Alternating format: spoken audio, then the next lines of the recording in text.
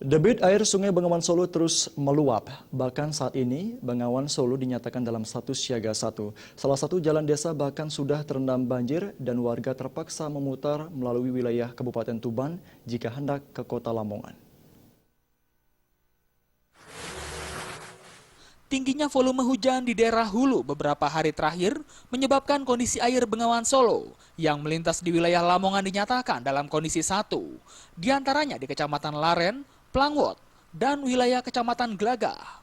Status siaga 1 ini ditetapkan karena ketinggian air di Bengawan Solo di Bendung Gerak Babat Barage, di Desa Kendal, Kecamatan Sekaran, ketinggian air mencapai 7,16 meter dan terus menunjukkan tren kenaikan. Sementara itu, untuk mengantisipasi jebolnya tanggul di wilayah hulu, seluruh pintu air di Bendungan Gerak Babat Babage di Desa Kendal, Kecamatan Lamongan dibuka. Meluapnya Bengawan Solo ini juga menyebabkan jalan menuju Desa Centini, Kecamatan Laren terendam. Kondisi ini memaksa warga harus memutar melalui wilayah Kabupaten Tuban atau memutar melalui Desa Plangwot yang jaraknya 3 kali lipat jika hendak ke Kota Lamongan.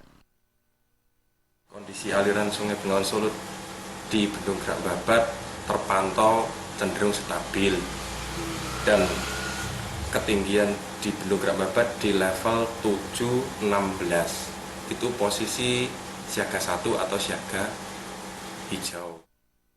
Selain merendam akses jalan desa, luapan Bengawan Solo juga merendam tanaman kacang serta jagung milik warga di sekitar bantaran Bengawan.